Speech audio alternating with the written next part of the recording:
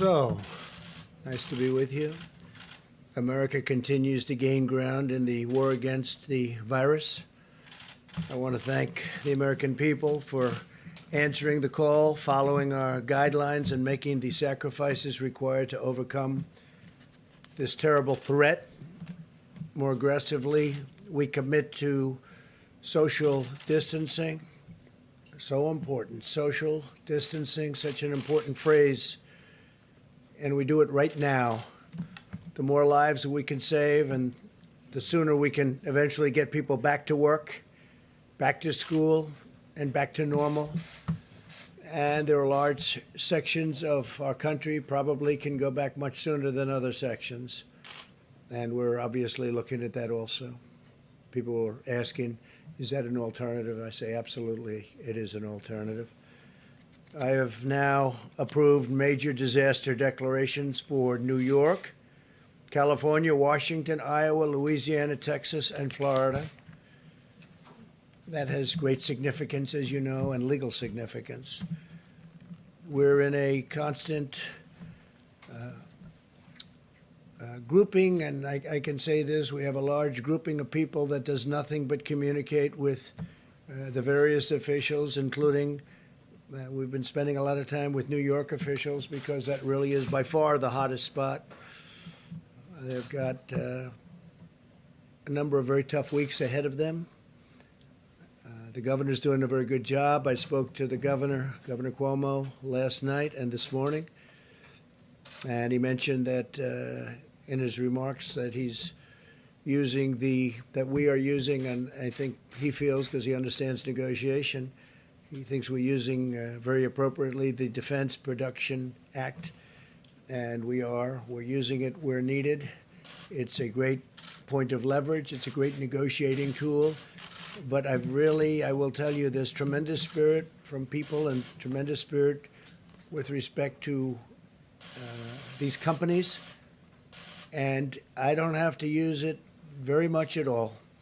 They want to do it. As you know, General Motors is involved, Ford's involved, 3M's involved, others are involved, and they're all working very hard to produce all different products. We had very little product when we came. We built it up, and we give it away as fast as we can to the different states. We're also, as you know, building numerous hospitals and medical centers throughout certain areas in New York. It's at the convention center, the Javits Convention Center. We're doing 4 hospitals, and we're doing throughout the state 4 medical centers there, somewhat different. I want you to know that I'm doing everything in my power to help the city pull through this challenge. I'm working very hard in New York. It's really by far our biggest problem. Maybe it will be, maybe it won't be. But there's a lot of good, capable people working on it with us, and our teams are working very well with the state representatives. We're also doing some very large testings throughout the country. I told you yesterday that in South Korea, and this is not a knock in any way, because I just spoke with President Moon. We had a very good conversation about numerous other things. But they've done a very good job in testing. But we now are doing more testing than anybody by far. We do more in 8 days than they do in 8 weeks. And we go up on a daily basis exponentially. So it's really good. By the way, while I'm on it, I also spoke with Prime Minister Abe of Japan last night, and I congratulated him on a wise choice. I think it's going to be a fantastic Olympics 2021. I think it's going to be a fantastic Olympics. It was the absolute right decision to delay it for a full year and now have a full, beautiful Olympics. It's going to be very important because it's probably the first time, maybe ever, or certainly in a long time, that it was on a odd year. It's always on an even year, they tell me. But he's going to have a fantastic success, and now they'll have even more time. He didn't need any more time. Everything was perfectly ready. What a job they've done. But Japan, I want to congratulate Japan, the IOC, and Prime Minister Abe on a great decision. I think it's going to be a fantastic Olympics. I told him I'll be there. I'll be there. As we fight to protect American lives, we're also protecting American livelihoods. Democrats and Republicans in the Senate are very close to passing an emergency relief bill for American workers, families, and businesses. This legislation, in addition to the two bills I signed this month, it includes, as you know, sick leave, and we have all sorts of things in for the workers, for families. But we have a tremendous paid sick leave provision for workers at no cost at all to the employers. And that's a big thing, no cost to the employers. We want to get everybody back working. Together, this $2.2 trillion legislative package is bigger than anything, I believe, ever passed in Congress. Perhaps, relatively speaking, if you go back, look during the FDR New Deal days, there was something that if you time value it, you could say it was bigger. I don't know. But this is certainly, in terms of dollars, by far and away the biggest ever done. And that's a tremendous thing, because a lot of this money goes to jobs, and families. The Senate bill, as you know, includes $350 billion in job retention loans for small businesses, with loan forgiveness available for businesses that continue paying their workers. They continue paying their workers. That's what we want. We want them to keep their workers and pay their workers.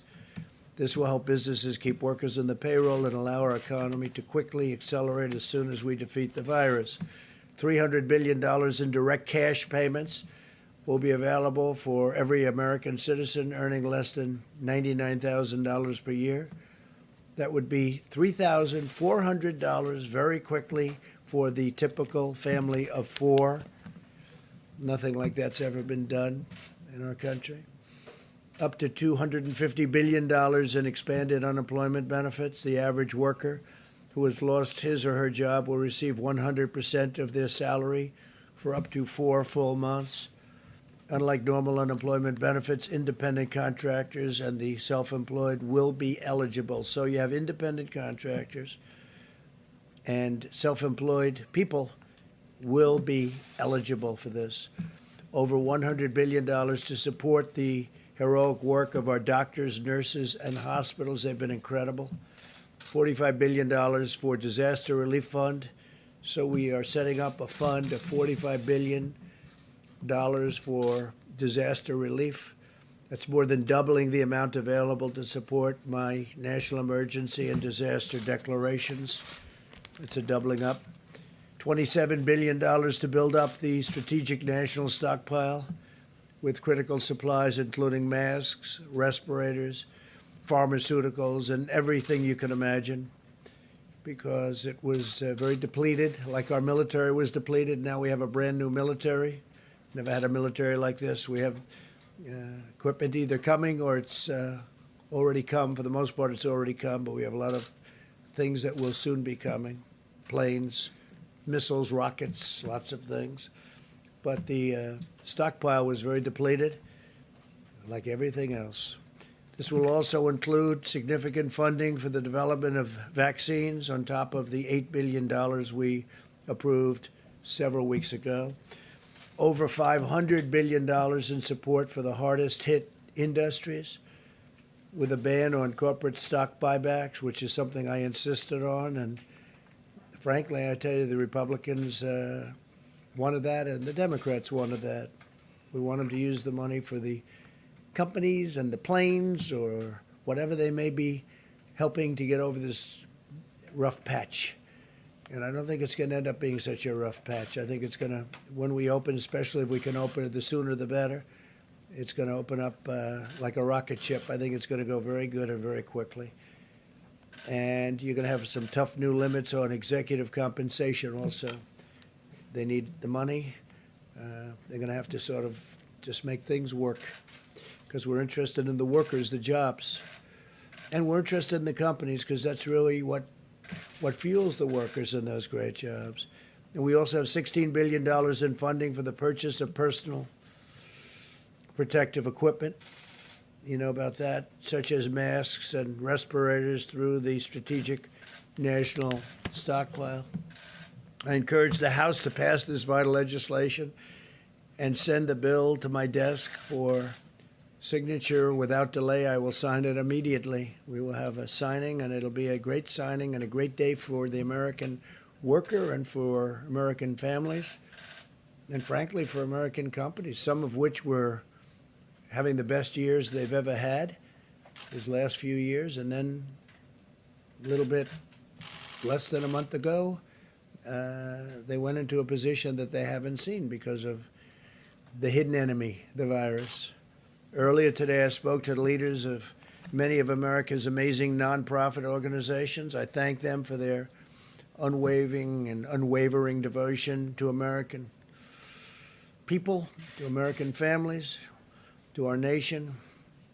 And they have been fantastic. They've been collecting supplies, distributing food, supporting healthcare workers, caring for vulnerable workers and families. I encourage them to continue to do it. But I'll tell you, the nonprofits have been fantastic. They've been great. They're great people, actually. I know a lot of them. Finally, I want to provide a brief update on the critical supplies. Through FEMA, the federal government has delivered or is in the process of shipping 9.4 million N95 respirators. Think of that, 9.4 million. 20 million surgical masks, and we have others that we think are going to be delivered pretty quickly. The whole world, you know, it's not just us, it's not just the states. The whole world is trying to get these things, so in competition with many, many countries. I believe today you broke the 150 mark for the virus. We have 150 countries, over 150 countries where you have this virus. And nobody would ever believe a thing like that's possible. Nobody could have ever seen something like this coming. But now we know, and we know it can happen and happen again. And if it does, somebody's going to be very well prepared because of what we've learned and how we've done. It's been incredible how we've done. Remember, there's more tests than anybody by far. And the news, the reporters, the media always likes to bring South Korea. They called me and they told me, it's amazing, your testing procedures are amazing. Plus, we have a test that's a very high-level test, and it's a test that's very accurate. 3.1 million face shields, 2.6 million surgical gowns, 14.6 million gloves, and almost 6,000 ventilators, which go to the areas of greatest needs. We sent, over the last day, 4,000 ventilators to New York. And I spoke with the governor about that. He was happy. I spoke with the mayor also about that, Mayor de Blasio. He was very happy. It's hard not to be happy with the job we're doing, that I can tell you. Throughout this national emergency, everyday heroes continue to step forward and demonstrate the extraordinary character of our nation, including the people behind me. By the way, these people are amazing. They are amazing people, and they become, I don't know, maybe I should just speak for myself, but to me, they become friends. Maybe they don't like me. Maybe they don't. Maybe they do. I don't know. All I can tell you is they're talented people. They work very hard.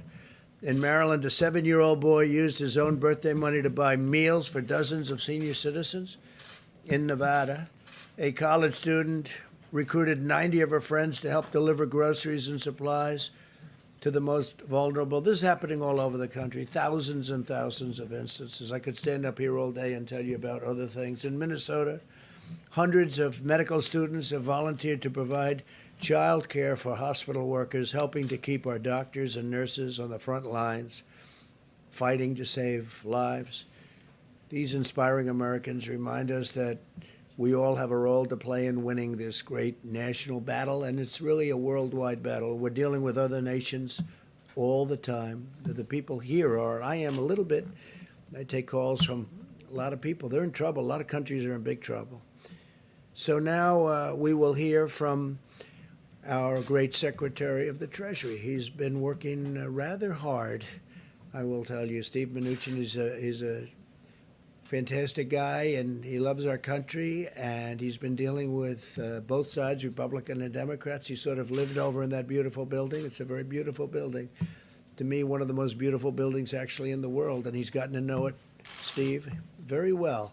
So if we could have a little update, Steve, would be fantastic as to how we're doing and what it's looking like. Thank you.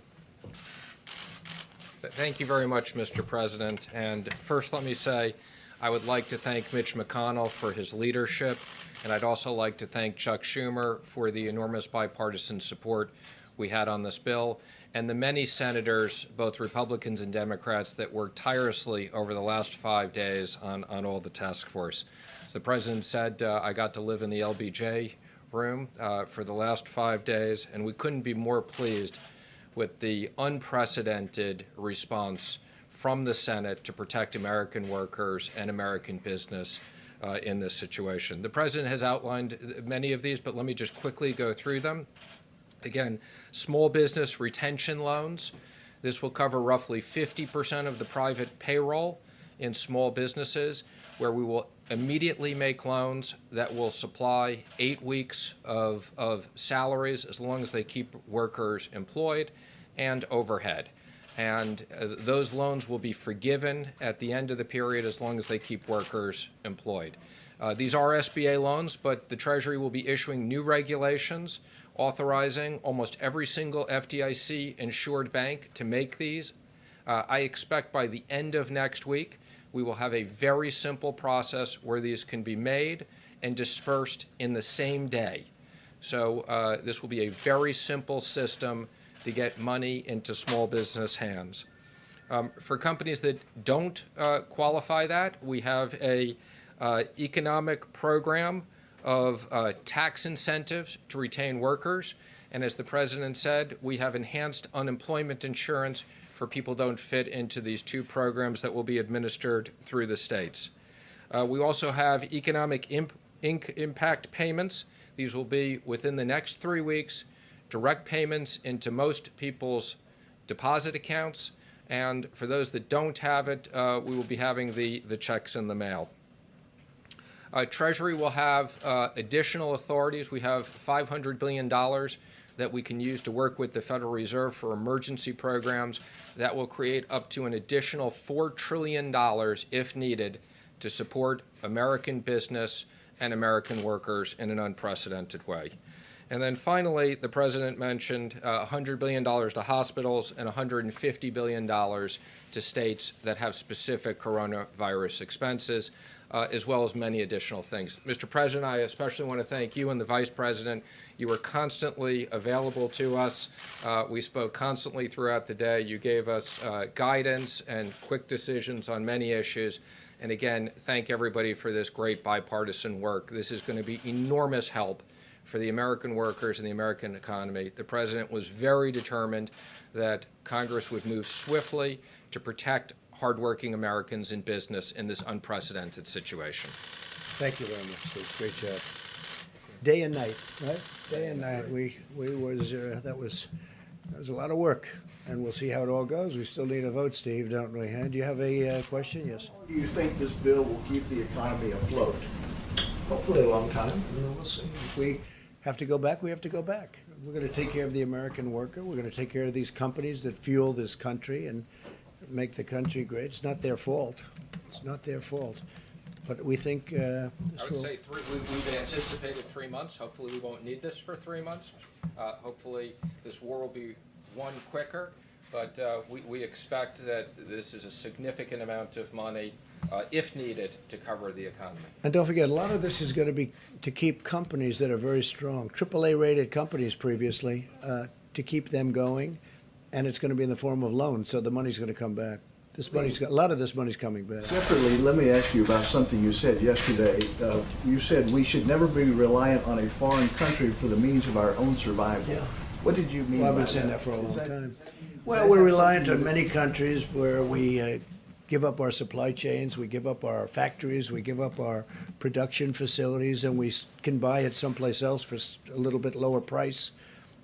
But it's really costing us more when that happens, because we lose jobs, we lose everything, and we lose our independence, and we can't let that happen. So we'll be making some changes. We have been making those changes. Considering an executive order to basically ban the export of medical equipment? I don't know that we'll need that, but I think it's happening by itself. I think a lot of things are happening. Well, some people, we make the best medical equipment in the world, and you have some people like the European Union, they don't take it because they have specifications that don't allow our equipment in because it's designed in a different way. Even though it's a better way, It's designed. They're all playing games against us, okay? They've been playing games against us for years, and no president has ever done anything about it.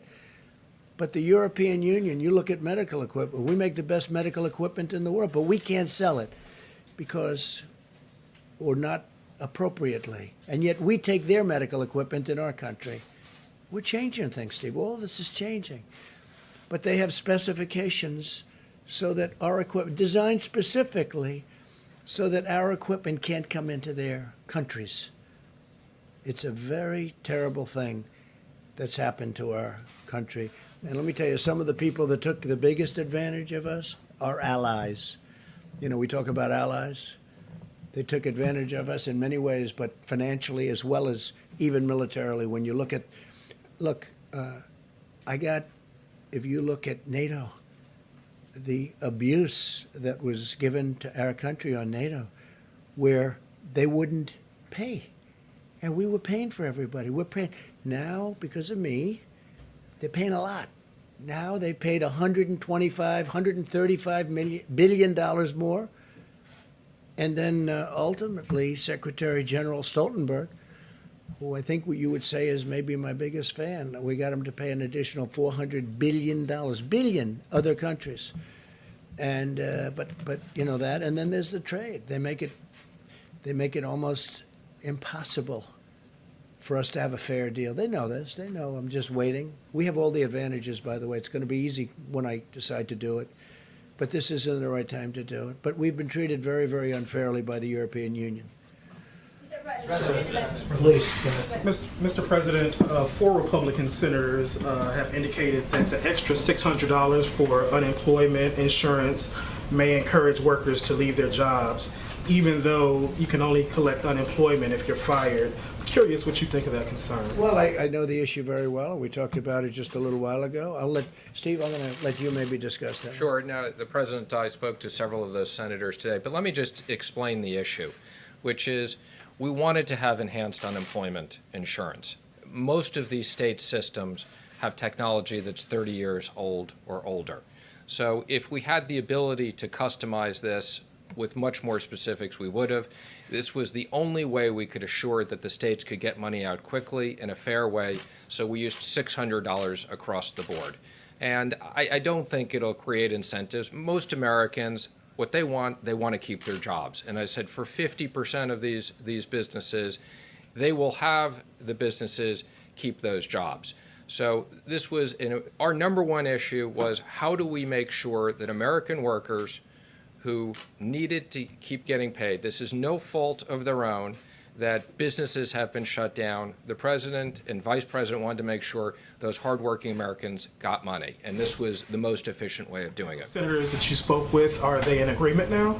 I'm not going to comment on the specifics of where they are, but I would say, our expectation is this bill passes tonight and gets to the House tomorrow, and they pass it. We need to get this money into the American economy and American workers. That's the importance of this. The one good thing when you think about that, people could get actually more money, but we don't want to give a disincentive. But they have been talking about that. It's a good question, actually.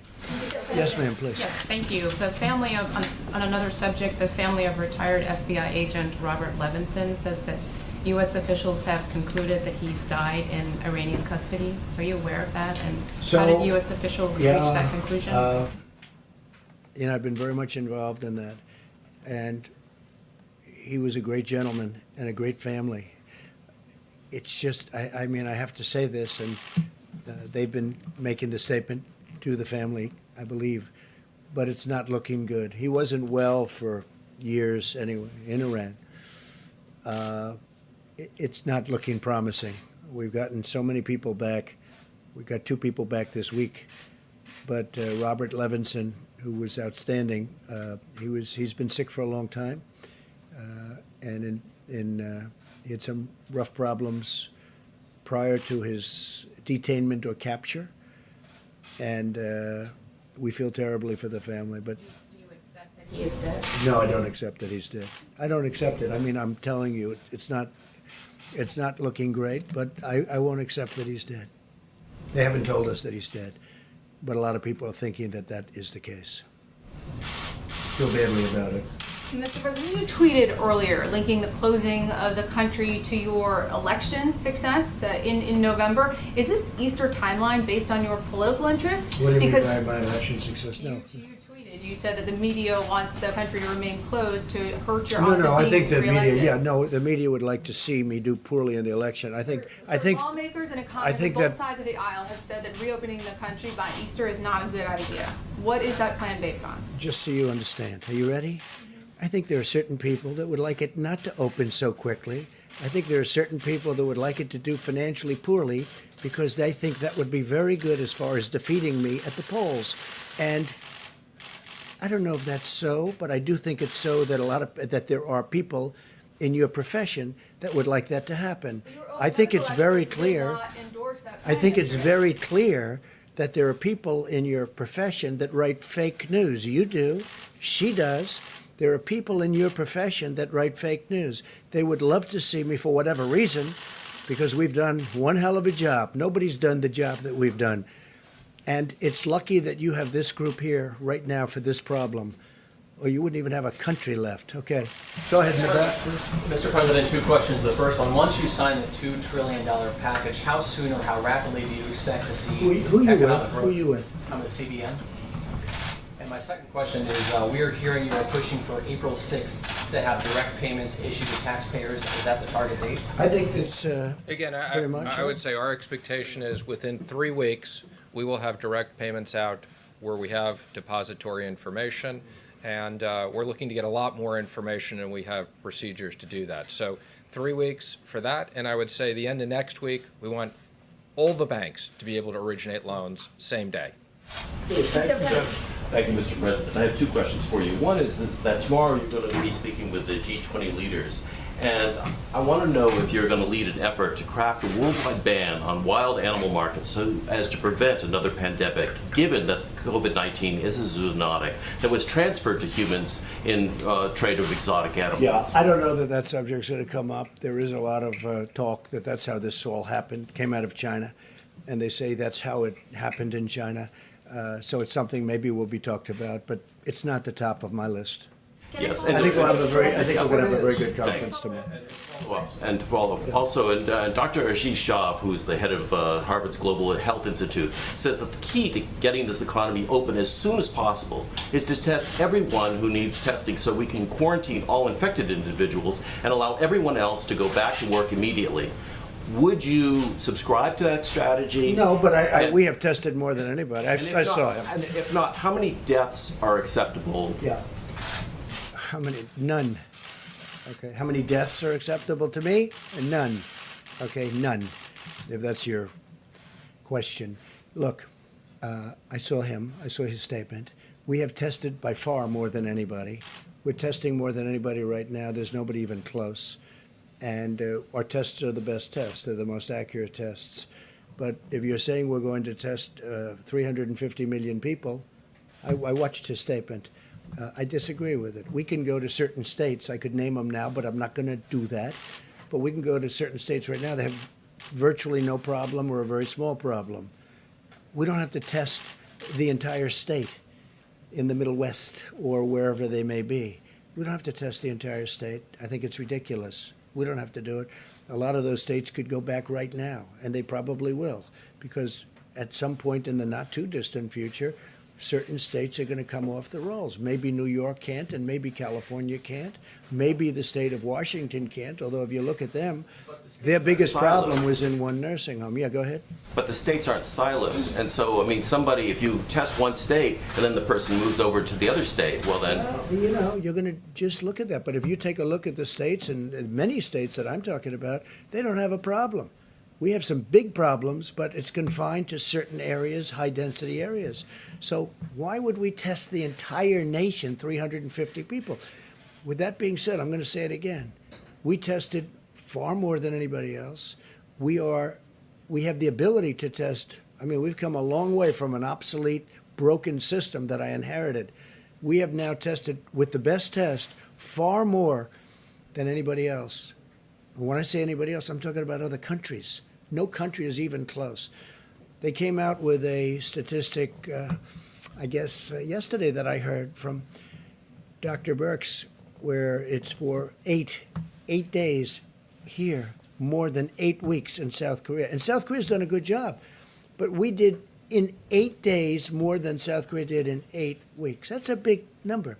And we're getting, I said before, exponentially better. Every day it's going up substantially. We have an incredible apparatus built now. But no, I don't want to test 350 million people. I think it's ridiculous. Yes, please. Thank you so much, Mr. President. Two questions. One follow-up on the G20, because the UN asked the G20 countries to do for more resources for a coordinated stimulus package, ban on tariffs, waive on sanctions to try to prevent what they call an apocalyptic pandemic. Would you consider those measures? And With respect to what? on tariffs, and also related also to waive tariffs, and also Look, we have strong sanctions. borders. Yeah. And would you consider to join this global effort? So before I came here, we weren't into borders. We had a country, people could come in. We had a whole different deal. Now we're up to almost 164 miles. Think of that, 164 miles of wall, big, beautiful wall. And in those areas, it's very, very tough to come in. We've been very tough on the borders. I mean, where we have the wall built, nobody's getting through. Now, they're going around, but that's a long trip. They're going around. That's the way they get through. But no, I'm very strong on borders, and I don't want people coming in here. What I want is, if they're going to come in, they have to come in legally. They have to come in through merit. We're not having the people that you're talking about come into our country. All right. Just a follow-up on another Thanks, question. sir. Question for you and then for Dr. Fauci, if you'll let me.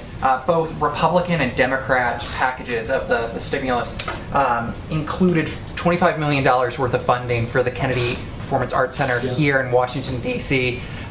Shouldn't that money be going to masks, respirators? Well, I'll tell you what, I approved that, and I knew it was 35 million, and we actually took off 10. But I'm a fan of that, although I haven't spent time there because I'm far too busy. I'd love to go there evenings, but I'm too busy doing things because that's more important for me than going there. But the Kennedy Center has suffered greatly because nobody can go there. It's essentially closed. And they do need some funding. And I said, look, that was a Democrat request. That was not my request. But you got to give them something. It's something that they wanted. You know, it works that way. The Democrats have treated us fairly. I really believe that we've had a very good back and forth. And I say that with respect to Chuck Schumer. I spoke to him a number of times. But, you know, they had requests also. So that was a request. There were 35, as you know, and it came down to 25. We got it down to 25. We agreed. I said, that's a lousy soundbite. That's not a good soundbite, but that's the way life works. With that being said, the Kennedy Center, they do a beautiful job, an incredible job. David Rubenstein does a fantastic job. He's very much involved, and he puts up a lot of money, and he does things that a lot of people wouldn't be able to do or do. But they've been essentially closed. They have tremendous deficits that are built up. I mean, this thing has been devastating to it.